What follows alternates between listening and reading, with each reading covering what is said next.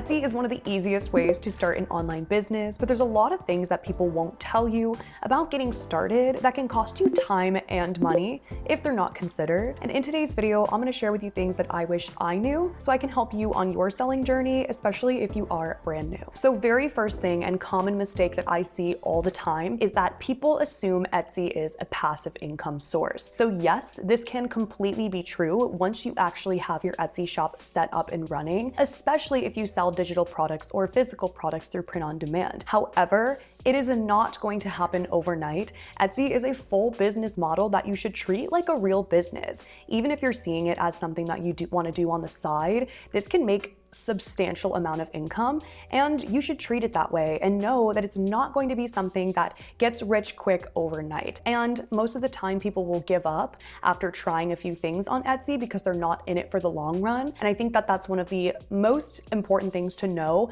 as you're a beginner on Etsy is to not expect that instant success. So I want you to go into it with a mindset of I absolutely can scale this absolutely can become my new full-time income stream, but it's going to take time and effort like anything else to build. Now Etsy's great though because it's already an active marketplace, so it is easier for an online seller that's never sold anything before to scale an Etsy shop versus you trying to start your own, website on your own because that traffic is already there. So there's many great things about Etsy, but first and foremost is that it's not one of those things that's like get rich quick overnight. Anything that tells you that is not legit and people are most likely lying to you. So I like to always start off by saying that because it's so important and you want to have your mindset in the right place so that you don't give up too soon. Now, moving on to the next thing that I want to share with you is that it's important to not be original right away on Etsy. Now, what I mean by that is a lot of Etsy sellers, including myself, when you get started, you're super excited, you want to design and list products,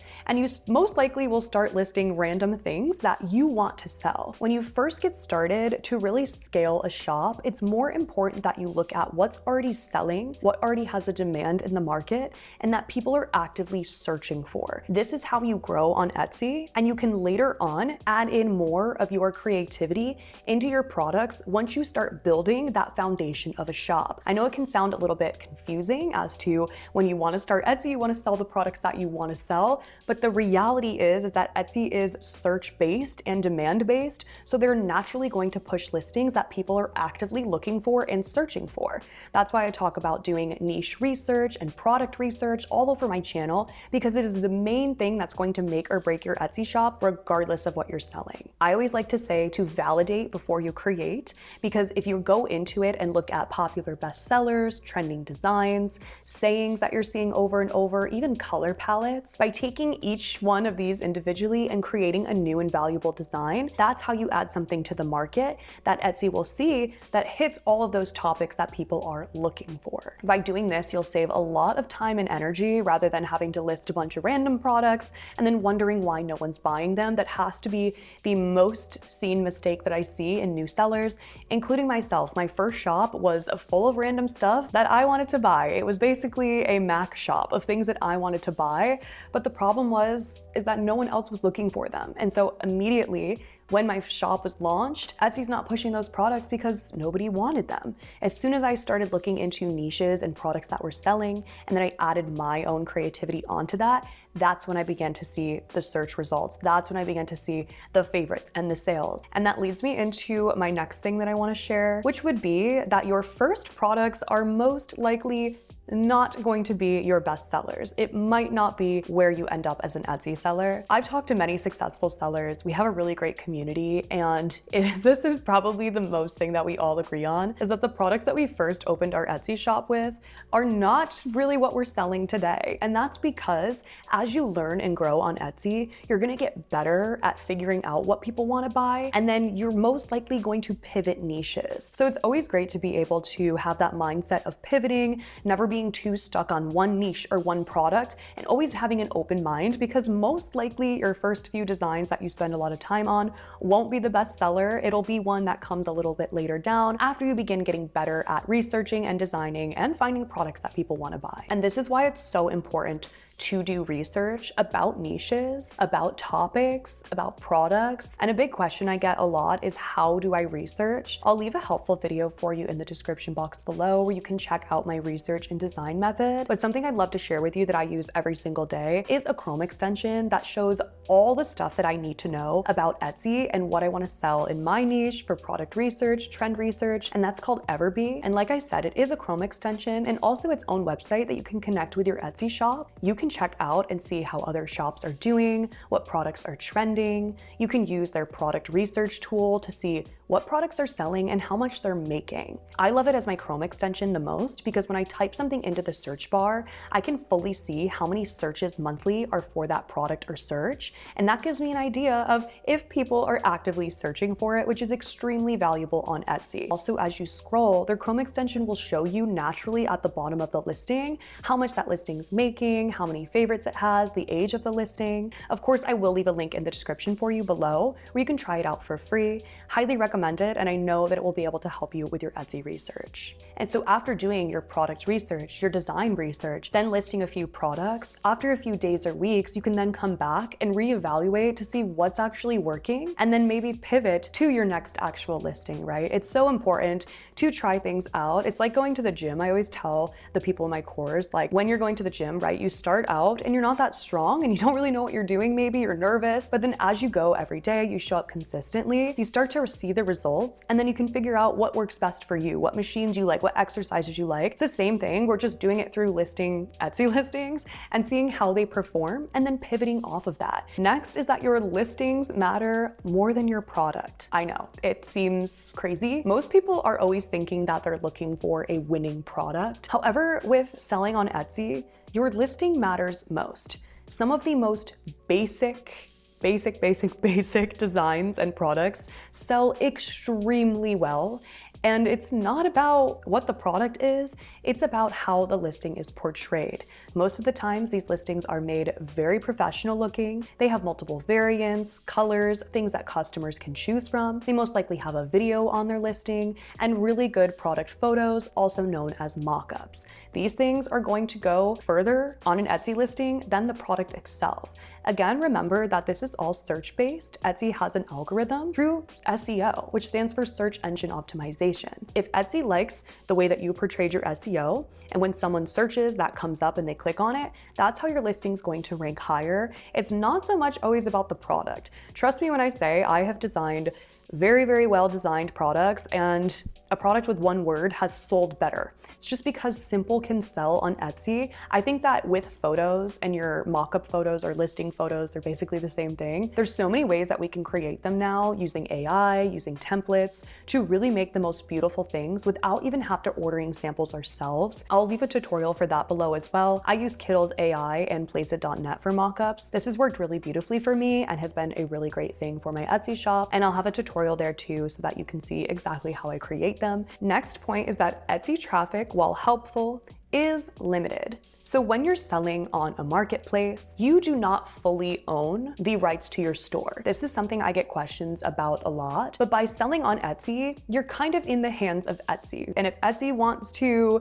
shut you down or do something to your shop, they can. And that's not said to scare you. It's just an important thing to know as a business owner and someone that's making money on a platform. So it's important to always stay aligned in their guidelines, stay away from copyright, do not copy other people's listings. You have to bring your own energy and spin to something and make it creative in your own way. Now with that, that also means that you don't have free reign to really talk and connect with your customers. You can talk with them over chat, but you can't directly promote them to your own website or your own email list. Everything is still technically owned under Etsy. Whereas if you do have your own standalone store, like a Shopify store, you own the rights to that customer's information that they grant you through, consenting to give their email. You're able to actually retarget those customers later on, which is a more sustainable business model down the road. Also limitations that are going to come with branding. You can only do so much branding with, a header and a logo. You can't really mess around with colors and fonts and things on your Etsy shop as easily as you could if you were to start your own standalone store. And I know that it can seem like a lot when you're first getting started, so not to overwhelm you, but it's something to consider and something I wish I would have considered sooner.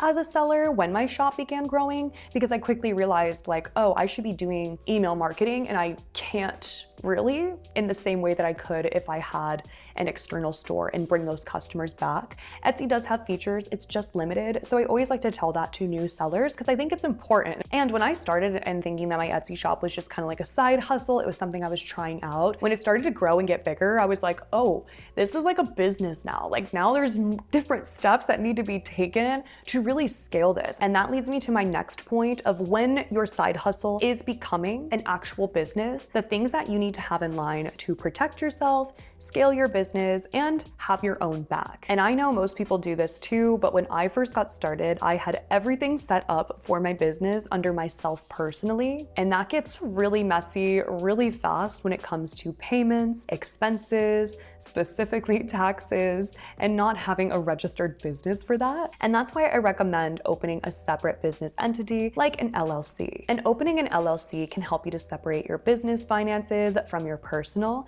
and give you more access to different payment options. And it helps you with taxes, which can be great because you can start to write off stuff as business expenses and eventually optimized how exactly it is that you're taxed. But now the hard part is actually setting it all up, and that's why I recommend Doula. Doula is an all-in-one platform that helps you form your LLC, get your EIN, and even open a US business bank account, even if you don't live in the US, which is a huge opportunity. And honestly, setting your LLC up is just one part of it. You also have to stay compliant, file everything correctly, and keep your bookkeeping organized, which can be overwhelming very quickly. And something that a lot of people don't realize is if you miss certain filings, it can result in huge fines, like up to $25,000. And so if you don't want to deal with that all yourself, they do have a premium plan, which gives you a dedicated bookkeeper and helps you to keep track of compliance, filing things on time, which can really give you a peace of mind and let you have more time towards your store and your store's growth. And whether you're selling on Etsy, Shopify, selling digital products, this really does apply to everyone and is really important. So if you want to check out Doula, I will have a link in my description for you, along with a code to get 10% off. They also have a money-back guarantee and offer free demos, so if you want help while getting started.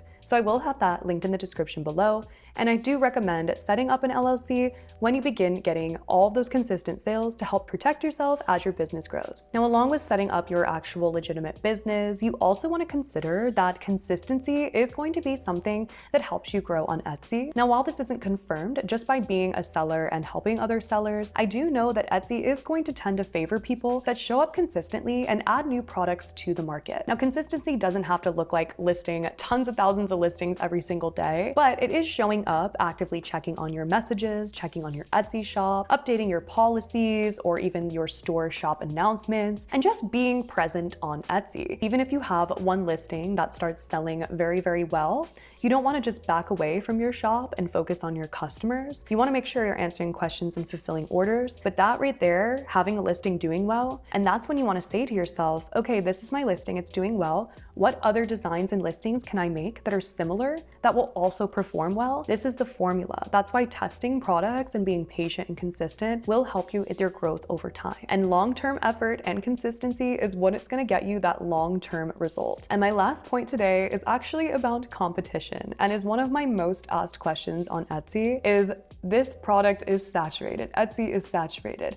There's so much competition, which is a fair point or something to be concerned about. But what I will say, and what I say all the time, is that competition means demand. If other people are selling it, that is a sign that there is a market for it. Competition does not always have to be a bad thing. A completely empty niche where there's nobody selling anything is much harder to scale than a niche where there's already active buyers. You have to look at competition almost as data. What is this person doing? What are they selling? What are their photos like? Because if that's selling, it's for a reason. The product, the design, whatever it is in demand. So we can take information from that listing and apply it to our own. Of course, not copying, but using it as data to inspire our own creativity to add something new and valuable to the market. And it honestly kind of saves you time, because if you're building up something that has nobody looking for it, you're the person that people are going to look at later on to help with their work. So we might as well, capitalize off of people that are in that market already and selling products and think, how can we add something new? So take what's working, apply something new, apply a trend, a different color palette, a different spin, a different way to showcase the product, improve maybe the design, maybe the offer, the photos,